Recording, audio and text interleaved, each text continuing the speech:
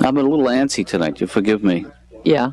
You know, I get this way, well, I guess I am this way. Oh, yeah. You know who I bumped into today was a guy who used to terrorize me in grade school, Tommy Kalagna. Tommy? Yeah. And every day, this kid for 5 years would come up to me and shake me down for my lunch money. Bastard. And then finally one day I come to school and I'm trembling because I see him coming and there's no change in my pockets. Uh-oh. So he comes up to me and he says, Katz, where's your lunch money? And I said, I don't have any money. And he said, okay. Wow. Wow.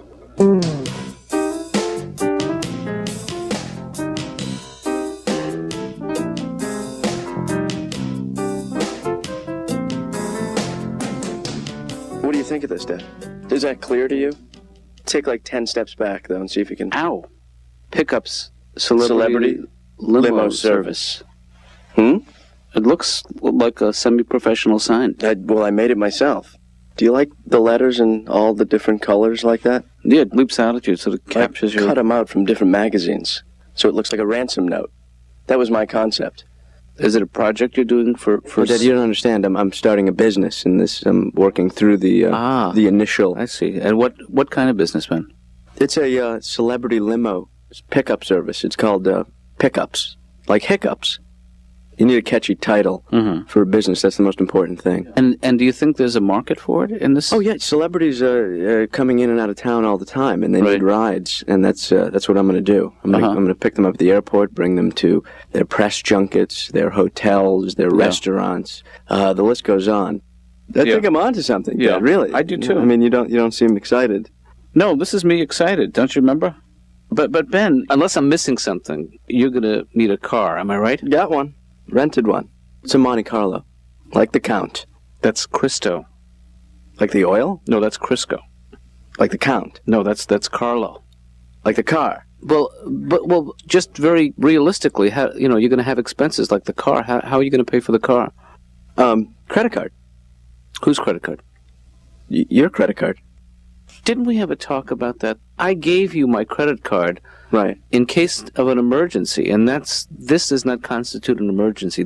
I mean, things happen so fast. The business needed to be set up so quickly, and the idea came so quickly. Well, I understand that, but I wish you could reassure me that if you're going to use my card in a situation that's not an emergency, that you'll clear it with me first. I'm going to use it again today.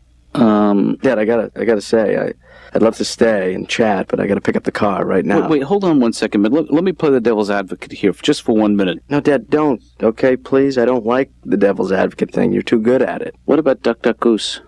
Okay, you got a deal.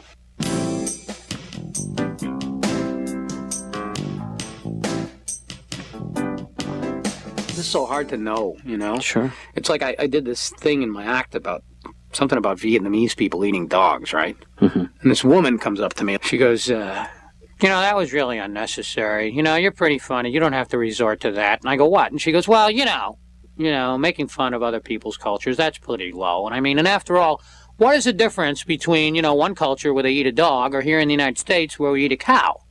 So I go, I don't know, lady, I guess the difference is that eating a cow is, correct. And eating a dog is completely screwed up. Based on my rule, which is that any animal that can catch a frisbee is not food. That's how I divide the animal kingdom. Throw him a frisbee. If it bounces off his head, he's lunch. I know it's not scientific, but it works with most of your better tasting animals. If you throw a frisbee to a turkey, boom, right off his head. Sorry, I don't play sports, I'm a turkey. Well, what are you doing here? Well, I don't know. I just have a lot of white meat and drumsticks. Hint! If you wanted to kill me, I'm not really good at flying away. Hint, hint! I know only one word, gobble. Big hint! I went to the Red Lobster. They just have that look, that any word from the governor look. But I eat them anyway, because all you got to do is have like 4 or 5 drinks, and then you don't really care. You know what I mean? Once you had some drinks, you're just sitting there with that Emperor of Rome attitude now. The waiter's going, can we help you? And you're like, yes, bring me the brown one. He amuses me. The impertinent one on the right. Seize him! Would you like a beverage? Wine! Bring me wine! It's just odd. It's like, why are they the only animals that have to put up with that? Like if you go to a steakhouse, no cow tank. They don't bring a cow over. What do you think of this one, buddy? With a baked potato, I don't think you go wrong with him. Say the word, I got a gun, I'll blast the crap out of him right here. Hey, put your head up. The hell's wrong with you? There's a customer here. And there's the cow. Why don't you have the lobster? He's in a tank. Why don't you mind your own business?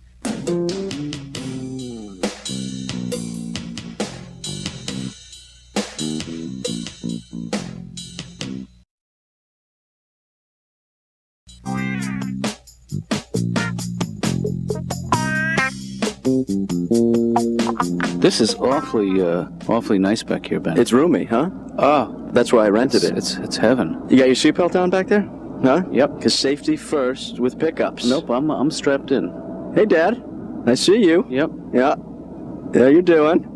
Just making sure the thing works. All set back there? I'm fine. Still see ya. Hey, Ben, please watch where you're going. I'm sorry, I'm not looking at the road. Yeah. I should really do that. Okay, hey, you can let me off right here, Ben, because it's just my office is just right around the corner. And I appreciate the lift, and I hope this isn't... It's no problem. I'm happy to give you a ride. I mean, one, it's my job, and two, it's on my way anyway. To your office.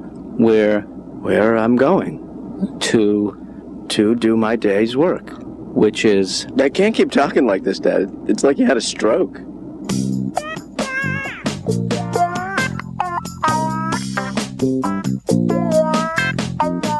So, Laura, Yeah? look, here's the deal. Ben... You want me to explain? No, that's okay. I can handle it. You sure? Yeah. Okay.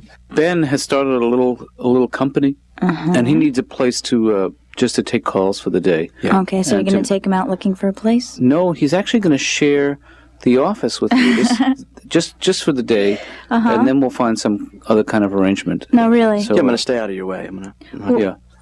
Oh, So I know this is not the ideal arrangement, but honestly, it wasn't ideal to begin with, so... yeah. Dad, where do you want me to set up? Do you want me to... Why don't you set up as far away from Laura as you possibly can get and still be in the office? Okay, cool. So why don't I just move the coat rack and do it right over there? That's okay with me. Is that going to be okay with you, Laura? Lolo? Don't call me that. What? Whatever you just said, just don't say it again.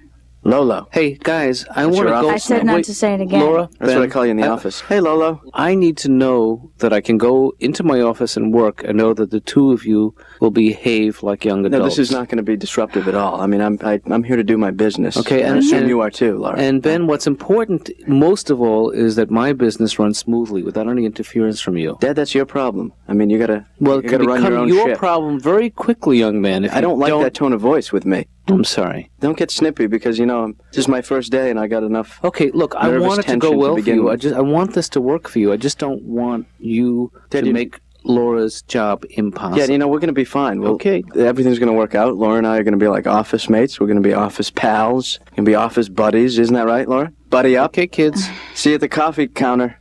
Wash your mug, because germs, germs, germs. You seem a little distracted today, Winona. No, I'm fine. It's just they're Yeah. There's nothing you can't say to me. You understand that. I know. I just Yeah. if you do you have any Kleenex? Sure, help yourself. Maybe you should. No, I'm good, thanks. It- Oh, right. Oh. Has that been there the whole time we've been talking? Yeah. Because I apologize if that's... See, that's why I'm still hungry. No, I know very little about your parents. How did they meet? My mom and dad. Yeah. My mom was wearing a mini skirt, and my dad followed her to a softball game, and they met. Yeah, where is she from? She's from Minnesota. She talks like that. She's got a deviated septum. And my dad's got a heavy Brooklyn accent. Talks like that. Good septum. How you doing over there? No, I'm sorry. I didn't mean to startle you. I got to get myself orgasmized, huh? Okay, that's the kind of thing we don't say. That's an in the office thing? The office expression? Okay, I'm done with this conversation. Well, I was raised in San Francisco, but then we moved to this commune for 4 years with no electricity or running water. Mm-hmm. My parents thought, we're taking them out of the city and we're going to raise them in this utopia, this, nature. They won't have to be afraid of anything. But they didn't know that there was wild boar up there and that it was terrifying. There was no way to turn on a light when you were scared. You had to grope for matches and find a candle or a kerosene lamp. Groping for matches already doesn't sound safe, even without the kerosene. You know, Laura, this is a big day for me because this is my grand opening, and I assume I'm going to be getting a lot of calls, for business, because I am open for business. I mean, the point is so that, I was wondering if you could maybe just say pickups when you answer the phone and not play up the whole doctor thing unless it sounds like a really troubled person. I remember everyone always claiming they saw a UFO. Mm-hmm. I remember one of the older kids saying, if you walk like an alien, they won't abduct you. So when we would have to be out at night, we'd walk like aliens, or how we thought aliens would walk. How'd you do that walk? That makes sense. My mom would get us up every morning before school, like 2 hours before we had to leave, and make us meditate. Yeah. And then she'd make us do the salutations to the sun, this yoga thing, over and over and over again. We had to, honor the earth all the time. But so let me see if I have this right. You'd honor the earth and then you do a sun salutation? Yeah. And is that a conflict of interest? I don't know that much about it. So, we broke up and I haven't spoken to her since. Hard to believe that was 18 years ago, huh?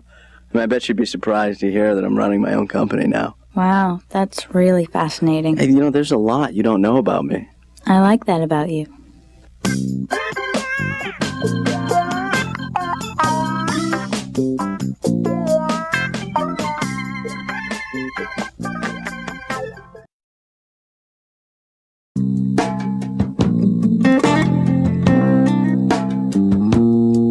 Dr. Katz's office? Is not. Is?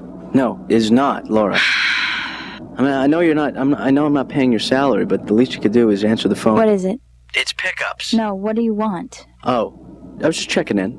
I'm driving and I have a phone. Okay, well, everything's fine. You know the problem? Okay, bye-bye. Wait, hold up, because I just have a quick... There's a weird smell in the car. Mm-hmm.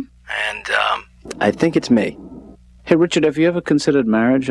That maybe there's a Mrs. Jenny in your future? No, I've never really even been drunk enough to get a tattoo. Right. I think you just never know what's going to happen in them. Yeah. And I mean, the proof that nobody knows what's going to happen is that women are now smoking cigars.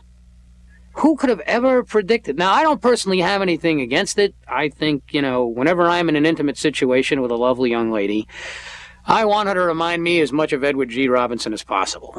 I want a woman in a nightie and a push-up bra with a big stogie going, all right, here's the way it's going to be, Buster. I don't want any foreplay. I'm a busy girl, see? I don't want to get pregnant, see? So at the end, you get out of there. Beat it. Scram. Brah! Huh. I don't know. It's just hard to decide, because when you first fall in love, it's easy, right? Right. Because when you're in love, there's nothing like you take some love and some sex and you mix them together. It's almost like a rocket launch. You're taking off your shirt in that boudoir and you can almost hear the NASA guy going T-4, 3, 2. But if 10 years go by and you're not in love now, it's not exactly a rocket. It's more like a crappy commuter flight in a little puddle jumping plane. You're just in the bedroom taking off your shirt hearing this guy. Folks, we're gonna get underway here in the sex. We should be hitting the climax right on schedule, just about 4 or 5 minutes maximum. Got a slight tailwind, could get us in just a little bit early. Those of you on the right side of the bed, point of interest, closet doors open, you might want to start picking out your clothing for work in the morning. Please remain in position till we've come to a full and complete stop. People say that marriage should be forever, but, when they made up that rule, forever wasn't that long, I mean, when they made up that rule, there was just a guy going, yeah, I'll get married. Hey, come on, I don't want to be 19 and alone. You never know what's going to happen with a marriage. Sometimes you turn on the TV and there's Willard Scott going, these people have been married for 140 years. Then you flick another channel and there's someone going, a Milwaukee woman has crazy glued her husband's butt cheeks together while he was sleeping. I mean, that really happened, I read about that. I always wondered if they stayed together. The couple, I mean. That's, it's got to be weird. The guy wakes up and, he comes down. And probably, you can't really accuse the wife right away. You got to go, honey, did you glue my butt cheeks together while I was sleeping? And she's there going, all of a sudden you're Mr. Observant. You didn't notice when I changed the curtains. What do you want? I just got to tell you, I got to be totally honest with you. Hydroplaning? Fun. I'll tell you something, I would never do it with a client in the car, because when the client gets in, that's when I turn on Mr. Business. Is there something I can do for you? That's when I turn off Mr. Fun. I'm hanging up. My mom was dragging me to church every week. Yeah. Not a good one, like St. John the Divine or St. Mary the Immaculate. We used to go to St. Phil the Reliable. He's not a miracle worker, but he's there. Right. It was boring, They all priests, they have this, weird... Can you say the word Lord? Try and say that. Lord. See, you can't be a priest. You have to have a certain tone of voice, a very clipped, just caught my privates in a car door, borderline Kermit the Frog. Lord! Oh, Lord, Lord, Lord. Lord, as I must do each week, let me repeat things over and over so as to bore everyone and fill up an hour. Whoa, you're a holy, holy, holy guy, Lord. You are 10 pounds of holy in a 5-pound bag. Lord, you are... And I'd be back there, what are you, Rain Man Padre? Pick it up. Lord, let us read from the Epistle of the Apostle, Romans 7, Leviticus 3, paragraph 9, section 8, 25 or 6-4, Chicago 7, St. Louis 2, bottom of the 8th, runners at the corners, Lord! Yeah, it's, I don't know. People always tell me I shouldn't make fun of church and stuff, and I always think well, God knows everything, right? Yeah. So God knew I would do this, and he let me. That's the way I look at it. You know what I mean? Because I don't care who your Lord is, even if you're not Catholic. You can't have a Lord going, I was not aware of that. How could that have happened? Here I am, the Supreme Being, and I don't know what the hell's going on. On any given Sunday, more people watch auto racing than go to Catholic church now. Yeah. Yeah, and auto racing is pretty boring, too. I don't know why. I think the only difference is that auto racing, unlike church, has really exciting radio commercials. Right. I think if the church had them, they probably would do better. That Sunday, Sunday, attention church fans. At the Church of the Independent Suspension, see Big Daddy Monsignor Murphy take on the devil himself. That's right, the priest from the east versus the thunder from down under. It's all happening at 12 o'clock Mass this Sunday, Sunday!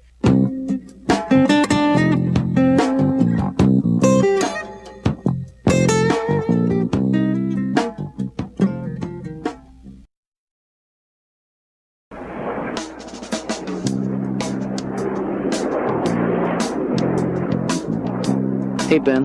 Dad, let me explain right off, okay? Yeah. Airports are very confusing. There's a lot of on-ramps and off-ramps and different places, and driving around here is not what I'm used to, and I think was the major problem. Look, I'm just glad that you're not hurt. I'm putting up the out of business sign because this is ridiculous. Well, I'm not mad at you, Ben, if that's any comfort to you. I'm a little disappointed.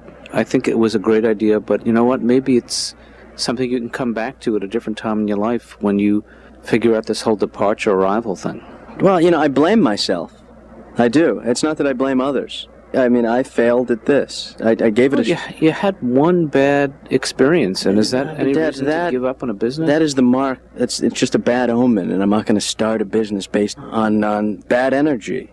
Dad, maybe you just didn't give birth to a business-minded son, I don't know, give me Ben. the mind for business. I mean, just don't give up on yourself so quickly. That's my only concern. I think I was born to not own a business. Yeah. Well, in that case, you're doing great. I mean, did you ever just get nervous when you're in your line of work? I mean, that you're not doing a good job? Oh, absolutely. Every day I feel that way. Every day I ask myself, am I a good therapist? And I've learned to stop asking out loud.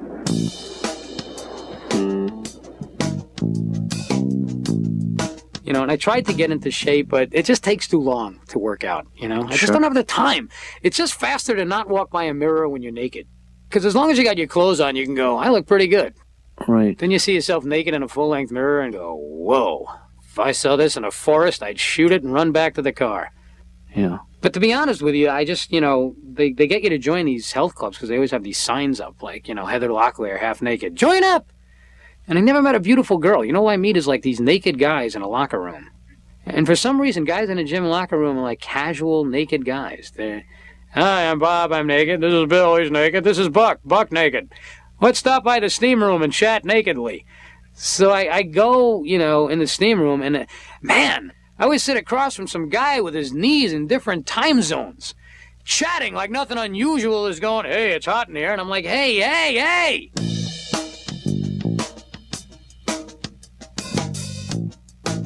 at one point years ago, I was in a group therapy session, and they were going around the circle, and everyone had to tell their problems, and they were telling these terrible, terrible problems of being abused and being this and that, and they got to me. My problems was, well, I'm really successful, and I'm really rich, and I'm really famous, and I don't know how to deal with it. And everyone hated me, and I basically got kicked out of the group. Huh.